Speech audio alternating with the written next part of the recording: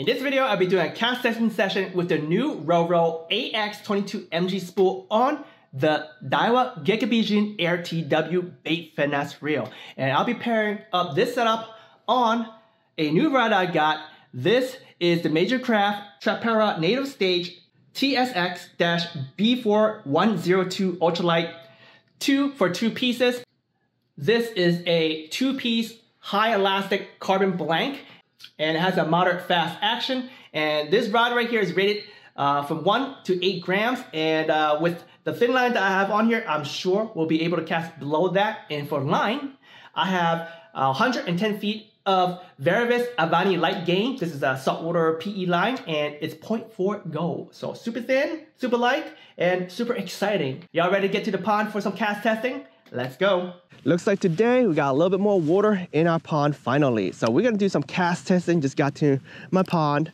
All right, and the first lure I'll be doing is gonna be the heaviest one. And the reason why I want to start with heavy and go low is, well, everyone want to know how low this could go with the spool, right? But you also need to consider how high you could kind of go. Having a very, very light spool makes it difficult to cast the larger lures because now it's going to be spinning a lot faster, right? So yeah, for me, personally, I don't think I'll be throwing stuff more than 3.5 grams in a stream setting. I mean, I could probably go to 5 too, depending on the lures I have, but it's not going to be for long distance, and y'all need to know that, okay? Like, when you upgrade your Gekkabijin with the light spool, expect it for low light lures. So this whole reel right now, if I'm gonna keep this AX22-MG, it's gonna be specifically for trout fishing in stream settings, all right? So that's why I actually put this on a short rod. Like, I could put this on a 6-foot, you know, ultralight rod and probably cast it a little further, but the focus is really short distances, be able to do stuff like flip casts just like that, okay?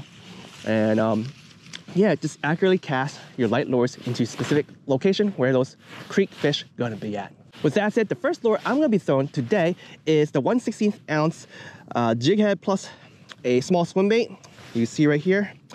This is the new Z-Man micro shad heads with the shad fries, about 2.9 something grams. And my setup is I'm gonna have this at 8 breaks first and double check my tension. All right, so I set this up where they're just barely in chop, just like Daiwa for the zero adjuster. And if you want, you could just tighten to a point where there is no left and right movement, just no left to right movement, okay? So let's start with 8 breaks and do a cast. And there you go. Very short, very, very short with this lure here. I'm gonna decrease the breaks, and I did get a little further, but yeah, having a short rod and also this lighter spool definitely changed the casting distance for these heavier lures.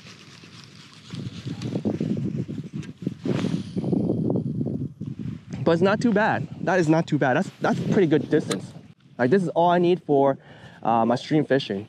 And I'm gonna do it one more time, and then I'm gonna count. I actually already did this cast testing session, but the wind was just terrible and I decided to axe it. But here we are, okay? 1 and almost 32 cranks, so it's not too bad. Let's lower the weight a little bit and see how that goes. All right, the next lure I'm gonna cast, the Euro Tackle 2-inch B-Vibe on a 1/16 ounce jig head. Their jig head, the soft lock tungsten size 4 hook. And the total weight for this is around 2.6 grams. I'm gonna use this last setting, which is 6 breaks. Whee, look at that, really nice. It's going pretty far. Now, that cast I did, it made a little arc, right? The wind kind of carried just a little bit. We have some minor wind, not bad. I'm gonna try a couple other casts too, not just roll cast. Roll cast, it does create the arc, but oops, I hit the grass. But the other casts will be like flick cast. And I feel like these, this rod here, because it's so short, you could do all sorts of flip casts, whether it's side flicks or you could do your underhands. They're popular. Look at that. Oop, was very, very low. Yeah, if you get really good, right, you can do these flip casts, and it could be very, very low trajectory, and it will let your lure go into the water very, very silently. And that's really, really cool for bait casting reel versus spinning, is because you cast these low trajectory casts a lot easier. And not only that's easier, it's also efficient because you don't need to open bail, close the bail, and stuff like that, right? Very, very nice. And by the end of the day, if I were to compare how many casts I could do a day with a spinning setup versus this guy, I'd cast probably maybe, I don't know, 100 more casts than a spinning setup because it's so much more efficient. It really depends how long you're fishing. But this is great, and I see the wind blowing very strong now. Well, not that strong, but it's stronger than before. So let me just do my final cast and just count the number of cranks, because this is pretty impressive. Yeah, let's count this. 1, 2, 3, 4, 9, 30, 31. 31 cranks. That is pretty good. And like I said, so far everything's accurate, and doing these light casts is great. One more thing, right? With this light spool, and it makes the spool spin a lot faster than the stock one. And what that does is allows you to cast with very, very light power if you put very, very low brakes on. And as you see, casting softly still get you some good distance. And the lure is landing in the water very, very softly. These low trajectory casts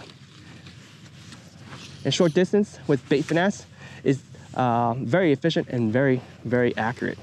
I am loving it. So let's move on to the next lure. We're gonna go lighter.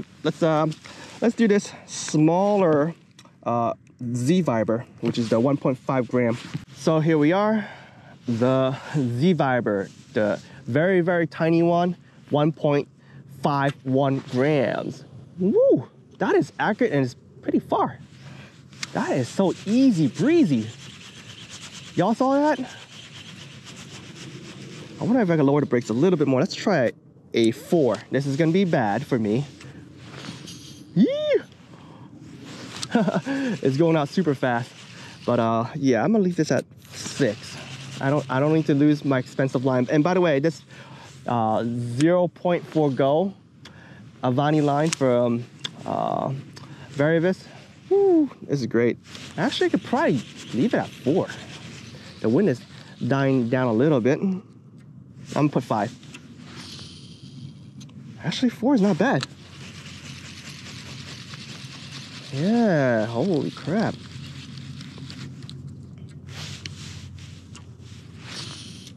Nope, 4 is bad. 5 is okay, but that's a backlash. Yeah, I definitely want to leave this around 5, 6 if there's wind. But this is pretty cool. This is very, very cool. Let's leave this at 5. I'm gonna do another flicky cast.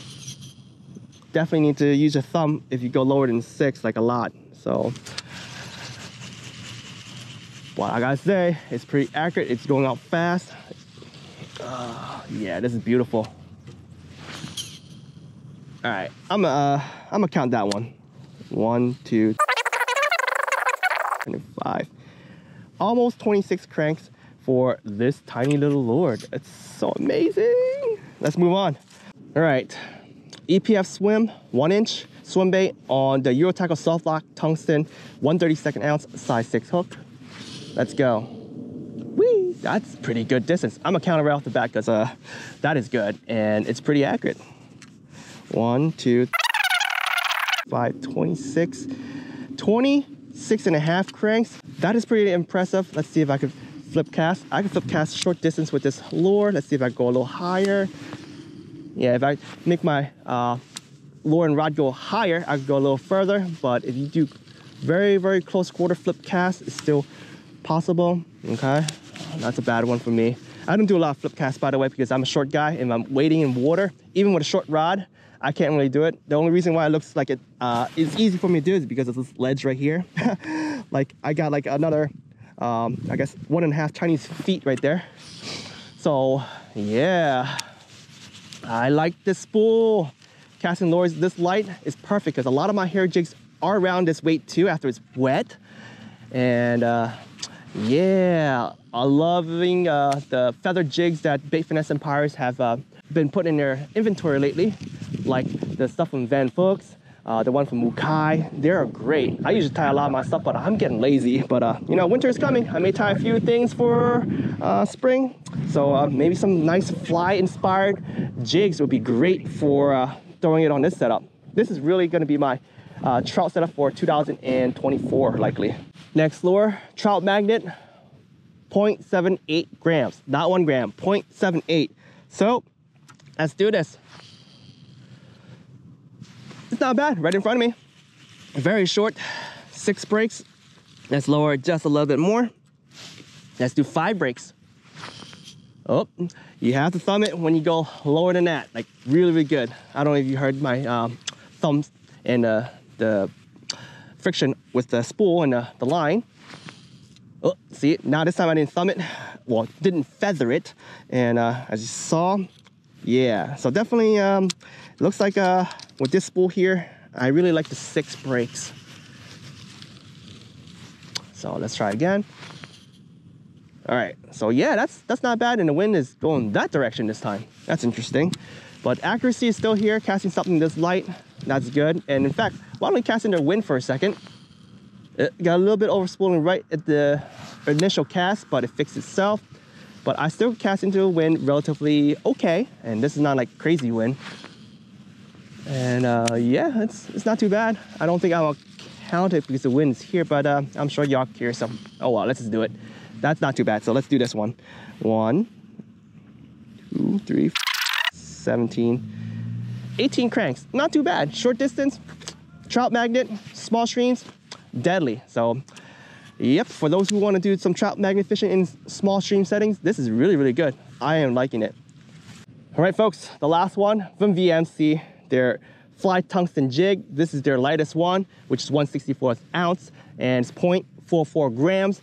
And that's how much it weighs when it's dry. I'm gonna dip it in the water just a little bit, and let's go to town. 6 breaks once again. Okay, went to the left a little bit, but I think that was my casting, so I'm gonna do it one more time. There we go, right in front of me. So yeah, the distance, not far, but I think for those who have the super narrow streams, or you're pretty much like fishing a pool, this could be it. There's sometimes in the wintertime where I see trout just staying in one area and they're just stacked there, and casting something like this small right in front of you and let it sink very, very slowly, just drifting in the stream, right, with the current, that could get them. Now, of course, a lot of people just use a float and, you know, cast it out there and just let it drift by, but sometimes they want to fall all the way down and not stop suspended, right? And with current and everything and a rock contour and stuff like that, using a float sometimes doesn't work that well, and that's why you don't want to use a float at certain times. And I think well, this is pretty cool. Now, overspooled just a little bit right there because of my timing, but you know, I rarely do this type of fishing. My streams are usually a lot better, but like I said, if there's a pool, you know, this could be it. This could be it, and I'm loving it. I think this is one of the spools that allow me to cast this light. Salamander Air TW with the raWr spool, the non-MG version, I believe. It does cast like this, but I think this one right here might be a little bit easier. Now, I do have the raWr spool for my Salamander Air TW, and I could cast somewhat like this, but I think this guy might be a little bit more consistent, a little bit more controlled. I am still backlashing, so I just need to get familiar with the casting. But like, for me, I don't really care because like I said, I don't really go this low. I'm only having this thing in my cast testing box because a lot of people want to see how low things can go. All right, one last cast, and we're gonna count the number of cranks, but I usually don't need to count something this short, but it'll probably help you guys see how far I actually went. 1, 2, 3, 13. About 13 cranks, so it's not bad. Not bad at all. All right, fam, how did you guys enjoy the cast testing session? To me, I enjoyed it. I really like it, and this will definitely be my trout setup for the next season. Okay, spring season, definitely be using this. But let's talk about the spool for a second, because a lot of folks have asked me before, because I made a post, and of course I did the unboxing video of the spool, and a lot of people said, man, that costs so much. Is it even worth it? Well, the question for y'all is, how do you do your fishery, right? For me, I really don't do the sub 1 gram niche. Like trout magnet, I do throw. Okay, I throw once in a while if I have to, but I really don't, because I prefer throwing hair jigs. Okay, hair jigs, you get them wet. It's heavier than the trout magnet, which is around 0.8 grams. Okay, and then hair jigs, depending on the material, they can sink slow too. So I like hair jigs over the trout magnet. But there is a huge weight difference between this guy and the other one by what 1.5 grams or so. The MG version is a lot lighter, but do know that being light doesn't mean it's the best or better. Okay, when you have a lighter spool, that means the spool's gonna start off a lot easier and faster, right? And therefore the brakes get kicking quicker too.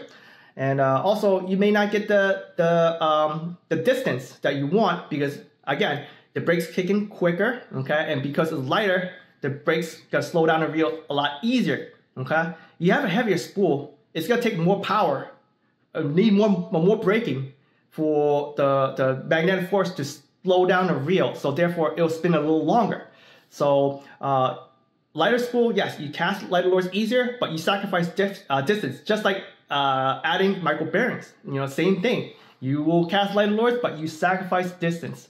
So I personally, my fishery, I think I would be able to just live with the AX22 non-MG version. But like I said, a lot of people, they fish very crazy light lures, and they may need it, and they may want it. So this is a limited edition spool, so you gotta get it before it sells out. So there you have it, my cast testing and also what I think. But you definitely see Jimbo rocking this guy here. Before I let y'all go, I do want to let you know that I had the old AX22 model. I don't know what it's called back then, but I believe it's called like raWr X Spool for Alpha's Air. And there is a minor difference. It was around, you know, same weight, still 4.5 gramish, that area, but it did not have the bearing on the spool shaft. But this version here, the AX22-MG, or the latest version of the AX22 spool, does have that little one bearing on the spool shaft, and that does make the spool spin a lot better. Like, I played with old raWr spools before, I was okay with it, but with their latest flock with that bearing on it, I've been loving it. So that's my 2 cents about raWr spools and where they're going. They're going places, and they're gonna rock the BFS world. Anyway, thank you all for watching. If you have any questions, feel free to leave me a comment below. I'll left some link in the description. And yeah, get your bait finesse game at Bait Finesse Empires. Peace out. The fish don't wait.